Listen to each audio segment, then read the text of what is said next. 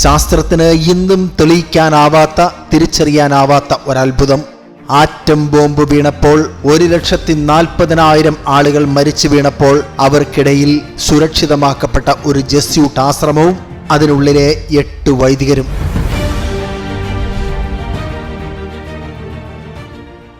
August 6 രാവിലെ 8:15 ഹിരോഷിമയ്ക്ക് മുകളിൽ little boy എന്ന അണുബോംബ് 600 മീറ്റർ ഉയരത്തിൽ ഹിരോഷിമയ്ക്ക് മുകളിൽ ലിറ്റിൽ ബോയ് എന്ന അണുബോംബ് പൊട്ടിത്തെറിക്കുന്നു.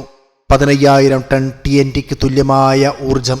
1600 മീറ്റർ ചുറ്റളവിലുള്ളതെല്ലാം തൽക്ഷണം ചുട്ടുചാമ്പലാക്കപ്പെട്ടു. കോൺക്രീറ്റ് കെട്ടിടങ്ങൾ മെഴുകുപോലെ ഉരുകി. മനുഷ്യ ശരീരങ്ങൾ കത്തിയ നിഴലുകളായി മാറി. ആദ്യ നിമിഷത്തിൽ 80,000-ലധികം പേർ മരിച്ചു. എന്നാൽ സ്ഫോടനത്തിന്റെ ഉത്ഭവസ്ഥാനത്ത് നിന്നും വെറും 8 ബ്ലോക്കുകൾക്കടുത്ത് ഗ്രൗണ്ട് സീറോയിൽ നിന്ന് 1200 മീറ്റർ മാത്രം സമീപത്ത് ശാസ്ത്രത്തിന് ഇന്നും ഉത്തരം നൽകാൻ അസാധ്യമായ ഒരു കാര്യം സംഭവിച്ചിരുന്നു. ആണവ അഗ്നി ഹിരോഷിമയെ വിഴുങ്ങിയപ്പോൾ സുരക്ഷിതരാക്കപ്പെട്ട ആ വൈദികർ 8 ജെസ്യൂട്ട് പുരോഹിതന്മാർ. അവർ അവർ ലേഡി ഓഫ് ദി അസംഷൻ പള്ളിക്ക് അടുത്തുള്ള ഒരു ചെറിയ റെക്ടറിയിലായിരുന്നു താമസിച്ചിരുന്നത്. Father Hubert Fisher, Father Wilhelm Kleiner, Father Superior Hugo Lassalle എന്നിവരുൾപ്പെടെ 8 പേർ. കോൺക്രീറ്റ് കെട്ടിടങ്ങൾ പോലും തകർന്നടിഞ്ഞ അവിടെ ആ സ്ഫോടനത്തിന്റെ തരംഗം അവരെയും തകർത്ത് കളയണമായിരുന്നു. അല്ലെങ്കിൽ പതിറ്റാണ്ടുകളോളം ക്യാൻസറിനും മാരകമായ വികിരണം മൂലം മറ്റു രോഗങ്ങൾക്കും പൊള്ളലിനുമെല്ലാം കാരണമായേനെ. അവരുടെ കോശങ്ങൾ നശിപ്പിക്കപ്പെടണമായിരുന്നു. എന്നാൽ ആ ദുരന്ത സമയത്ത് ആ നഗരത്തിലെ ചുട്ടുചാമ്പലാക്കിയ അവശിഷ്ടങ്ങൾക്കിടയിൽ ഇതാ 8 പേർ ഒരു പൊള്ളലും കൂടാതെ, റേഡിയേഷൻ ഇല്ലാതെ, വൈദ്യസഹായം ആവശ്യമുള്ള ഒരു പോറൽ പോലുമില്ലാതെ പുറത്തു വന്നു. വിശ്വാസത്തിന്റെ ഇടനാഴികളിൽ മന്ത്രിച്ച ഒരു ഇതിഹാസമല്ല ഇത്, രേഖപ്പെടുത്തിയ ചരിത്രം. തുടർന്നുള്ള ദശകങ്ങളിൽ ഈ പുരോഹിതന്മാരെ മെഡിക്കൽ ടീമുകളും ശാസ്ത്രജ്ഞരും ഗവേഷകരും എല്ലാം ആവർത്തിച്ച് പരിശോധിച്ചു. 200-ലധികം ഡോക്ടർമാർ അവരുടെ ജീവിതത്തിലെ വിവിധ ഘട്ടങ്ങളിൽ അവരെ പഠിച്ചു. ഓരോ പരിശോധനയും അതേപടി വീണ്ടും വീണ്ടും ആവർത്തിച്ചു.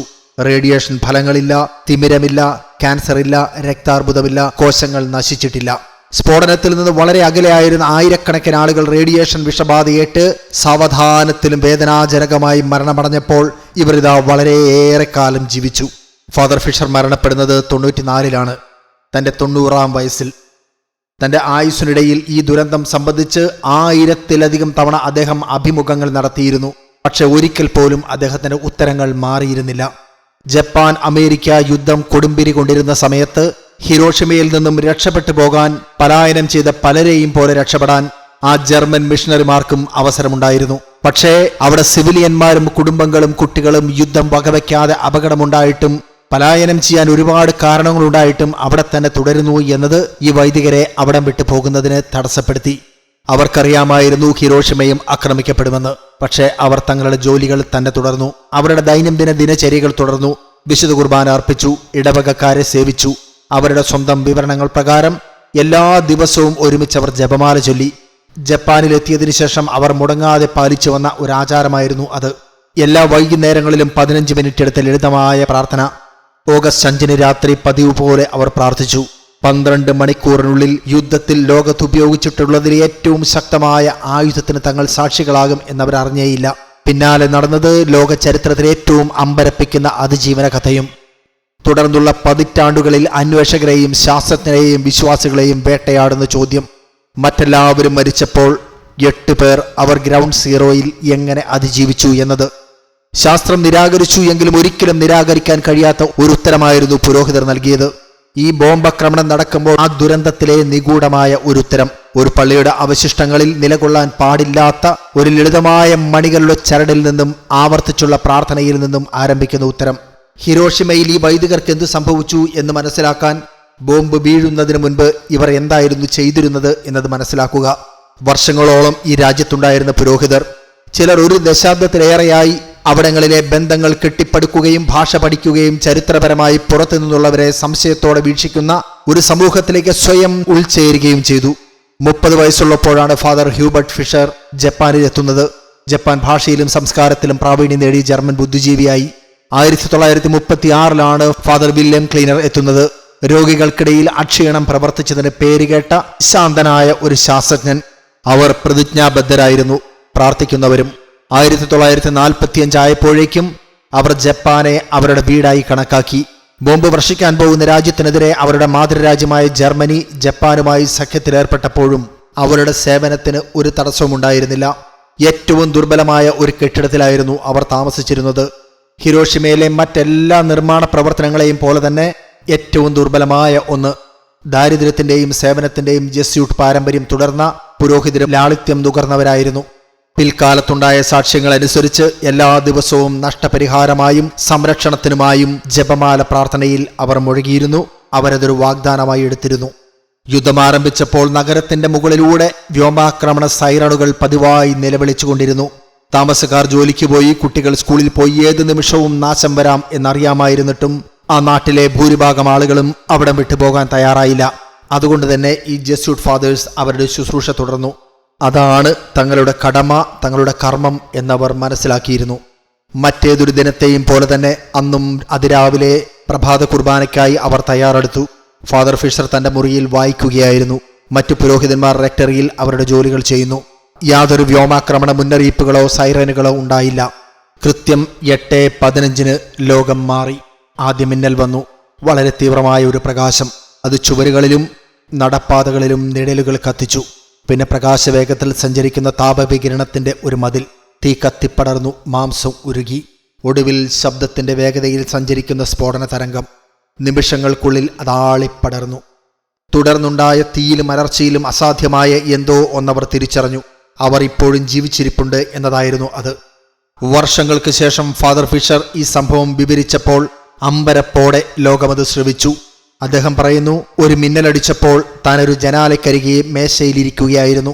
അടഞ്ഞ കൺപോളകളിലൂടെ തുളച്ചു കയറുന്നത് പോലെ എന്തോ ഒരു തീവ്ര പ്രകാശം. ആ ശക്തിയിൽ അദ്ദേഹം തറയിലേക്ക് വീണു.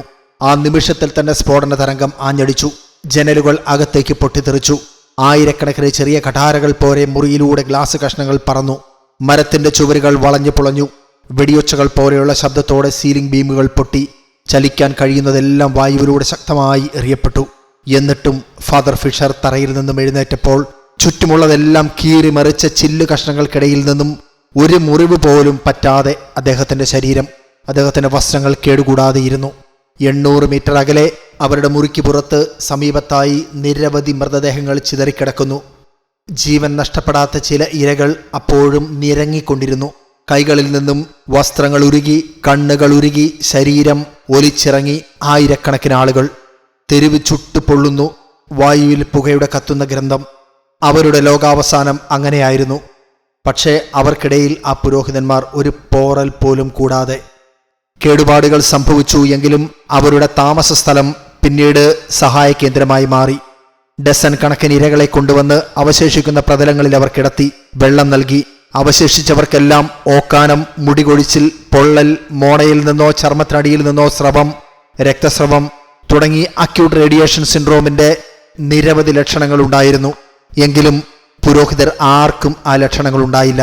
ആ നഗരത്തിൽ തങ്ങൾക്ക് മനസ്സിലാകാത്ത എന്തോ ഒന്ന് ഒറ്റ നിമിഷം കൊണ്ട് സംഭവിച്ചു എന്നും ആ നഗരം നശിപ്പിക്കപ്പെട്ടു എന്നും ആ പുരോഹിതർക്കറിയാമായിരുന്നു. ആഴ്ചകൾക്ക് ശേഷമാണ് പുരോഹിതരുടെ ആദ്യ മെഡിക്കൽ പരിശോധനകൾ നടന്നത്. അമേരിക്കൻ സൈനിക ഡോക്ടർമാർ, ജാപ്പനീസ് ഡോക്ടർമാർ, അന്താരാഷ്ട്ര മെഡിക്കൽ സംഘങ്ങൾ ഇവരെല്ലാം ലോകത്താദ്യമായി നടത്തപ്പെട്ട ആണവ ആക്രമണത്തിന്റെ ആ ആയുധത്തിന്റെ ഫലം മനസ്സിലാക്കാൻ ആഗ്രഹിച്ചു. ആയിരക്കണക്കിനുള്ള മറ്റ് അതിജീവിതർക്കൊപ്പം പുരോഹിതരെയും പരിശോധിച്ചു. ഡോക്ടർമാർ അമ്പരന്നു. റേഡിയേഷന്റെ യാതൊരു ലക്ഷണങ്ങളും അവർക്കുണ്ടായില്ല എന്ന്. എന്നാൽ പിന്നീട് ലക്ഷണങ്ങൾ ഉണ്ടാവാം എന്നവർ വിധിച്ചു. അതുകൊണ്ട് തന്നെ അവരെ തുടരെ പരിശോധിച്ചു. വർഷങ്ങൾ കഴിഞ്ഞിട്ടും ഫലത്തിന് മാറ്റമുണ്ടായില്ല. പുരോഹിതർ പൂർണ്ണ ആരോഗ്യവാന്മാരായി തുടർന്നു. എല്ലാ അന്വേഷണങ്ങളിലും വൈദികർ പൂർണ്ണമായി സഹകരിച്ചു. അവരുടെ ശബ്ദം ഒരിക്കലും പതറിയില്ല. ചരിത്രത്തിൽ ഏറ്റവും കൂടുതൽ അഭിമുഖം ചെയ്യപ്പെട്ട അതിജീവനക്കാരനായ ഫാദർ ഫിഷർ മാറി. 1600-ലധികം തവണ തന്റെ വിവരണം അദ്ദേഹം നൽകി. മതഗവേഷകർ, ശാസ്ത്രജ്ഞർ, ഡോക്ടർമാർ, പത്രപ്രവർത്തകർ അവർക്കെല്ലാം അദ്ദേഹത്തിന് രഹസ്യം അറിയാൻ ആഗ്രഹമുണ്ടായിരുന്നു. 1-ലധികം രാജ്യങ്ങളിലെ 200-ലധികം വ്യത്യസ്ത ഡോക്ടർമാരാണ് അദ്ദേഹത്തെ പരിശോധിച്ചത്. മെഡിക്കൽ കോൺഫറൻസുകളിൽ അദ്ദേഹം പങ്കെടുത്തു. പക്ഷേ അദ്ദേഹത്തിന്റെ മറുപടി ശാസ്ത്ര സമൂഹത്തെ ഒരിക്കലും തൃപ്തിപ്പെടുത്തിയില്ല. കാരണം അവർക്കത് അജ്ഞാതമായിരുന്നു. 8 പുരോഹിതരുടെ അതിജീവനത്തിന് ഭൗതികമായ ഒരു വിശദീകരണമോ ഭാഗ്യകരമായ സ്ഥാനമോ സംരക്ഷണ തടസ്സമോ അവരെ സംരക്ഷിക്കുന്നതിന് ഘടനാപരമായി എന്തെങ്കിലുമോ ഇല്ല എന്ന് അദ്ദേഹം തറപ്പിച്ചു പറഞ്ഞു. ഫാദർ ഫിഷർ ആവർത്തിച്ചു പറഞ്ഞത് ഒരേ ഒരു ഉത്തരം: തങ്ങളുടെ അതിജീവനത്തിന് ദിവസേനയുള്ള ജപമാല പാരായണവും തങ്ങളുടെ പ്രാർത്ഥനകളുമാണ് ഉത്തരമെന്ന്. ജെസ്യൂട്ട് സമൂഹം എല്ലാ ദിവസവും ഒരുമിച്ച് ജപമാല ചൊല്ലാൻ ഒരു പ്രത്യേക വാഗ്ദാനം ഉണ്ടാക്കിയിരുന്നു എന്ന്, ഒരാത്മീയ ശിക്ഷണം അവരെ നയിച്ചു എന്ന്. പതിറ്റാണ്ടുകൾ കഴിഞ്ഞിട്ടും ശാസ്ത്രലോകം ഇന്നും തിരഞ്ഞുകൊണ്ടിരിക്കുന്നു ഒരിക്കലും അവർക്കുത്തരം കിട്ടാത്ത ആ സത്യത്തെ ചികഞ്ഞെടുക്കാൻ ദൈവത്തിൻ്റെ അത്ഭുത കരം.